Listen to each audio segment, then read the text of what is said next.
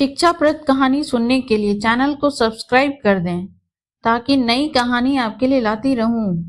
दिवाली के तुरंत बाद आने वाला भाई दूज का पर्व बहुत स्पेशल होता है। आइए जानते हैं कि आखिर भाई दूज क्यों मनाया जाता है और कुछ दिलचस्प फैक्ट्स। इस त्योहार को हर साल कार्तिक मास के शुक्ल पक्ष की द्वितीय तिथि के दिन मनाया जाता है। अक्सर लोग भैया दूज को सेलिब्रेट तो करते हैं, मगर उन्हें उसके पीछे की कहानी मालूम नहीं होती। ऐसे में हम आपके लिए लेकर आए हैं भैया दूज का इतिहास, कहानी, तिथि और शुभ मुहूर्त समेत सारी जानकारी। यम और यमुना सूर्य और उनकी पत्नी संज्ञा के बच्चे हैं। कहा जाता है कि यम जब यमुना के घर गए तो उनकी बहन ने तिलक लगाया और भाई को भोजन करवाया। यमुना ने भाई यम का इतने अच्छे से स्वागत किया कि भाई यम ने उसे खुश होकर वरदान मांगने के लिए कहा। वरदान में यमुना ने अपने भाई से कहा कि हर साल आप इस दिन मेरे घर आना।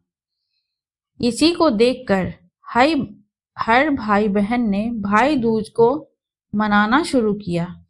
यहीं से भाई दूज की शुरुआत हुई और हर साल कार्तिक मास के शुक्ल पक्ष की द्वितीय तिथि के दिन भाई अपनी बहन के घर जाकर टीका लगवाने लगे।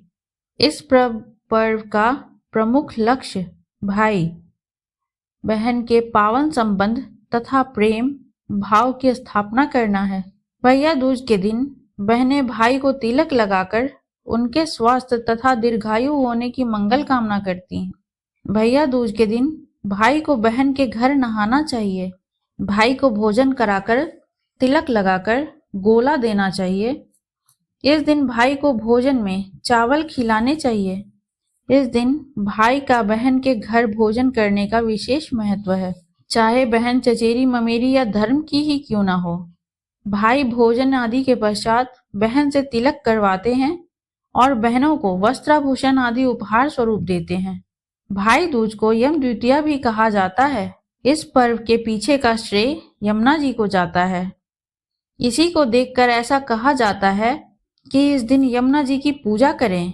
माना जाता है कि ऐसा करने से भाई और बहन को विशेष फल मिलते हैं।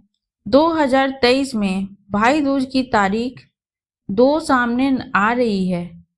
14 नवंबर के दिन भाई दूज का शुभ मुहूर्त दोपहर 1:10 से दोपहर 3:19 तक है।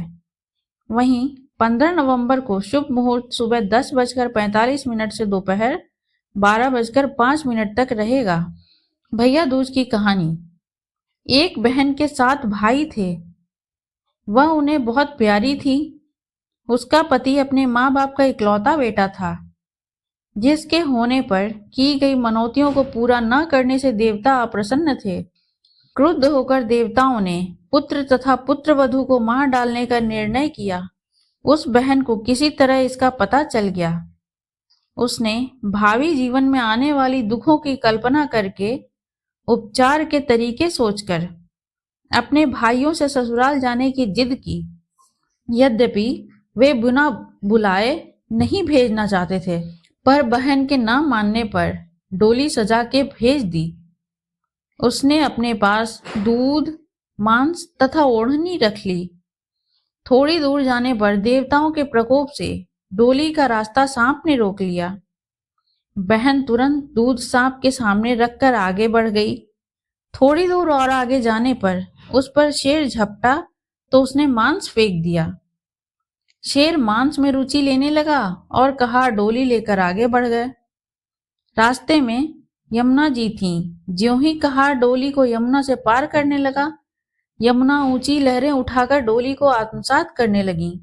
बहन ने ओढ़नी समर्पित कर यमुना की लहरों को शांत कर दिया। नववधू को बिना बुलाए घर पधारी पाकर ससुराल वाले आश्चर्य में पड़ गए। बहन ने आदेश दिया कि उसके गृह प्रवेश के लिए घर के पिछवाड़े फूलों का दरवाजा बनवाया जाए। दरवाजा बना। ज्यों ही वह पार करने लगी, द्वार उस पर गिर पड़ा। फूलों का द्वार होने के कारण चोट न आ पाई। घर में प्रवेश करके उसने सबसे पहले स्वयं खाना खाने का हठ किया। खाना खाने लगी तो खाने में सुच्चा कांटा मिला। जिसको उसने डिबिया में सहेज लिया।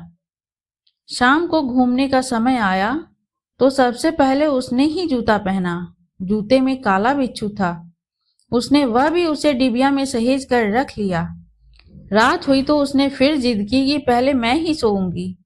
बहू का हर काम के लिए पहले करना यद्यपि किसी को अच्छा नहीं लग रहा था, पर परिस्थितिवश सब हो रहा था। सोने के कमरे में उसे काला नाग मिला। उसने उसे भी मारकर सहेज लिया, फिर पति को शैया पर सुलाया। इतना सब करने के पश्चात उसने अपनी सास को डिबिया खोलकर सुच्चा कांटा, बिच्छू तथा सांप दिखाकर कहा, मैंने तुम्हें पुत्रवती किया है, अर्थात स्वयं कष्ट सहकर तुम्हारे पुत्र के जीवन की रक्षा करके अपने सुहाग को नया जीवन दिया है। ये सब कष्ट देवताओं के रुष्ट हो जाने के कारण उठाने पड़े हैं। भविष्य में कभी मनौती मानकर इसका पूरा न करना भूलना।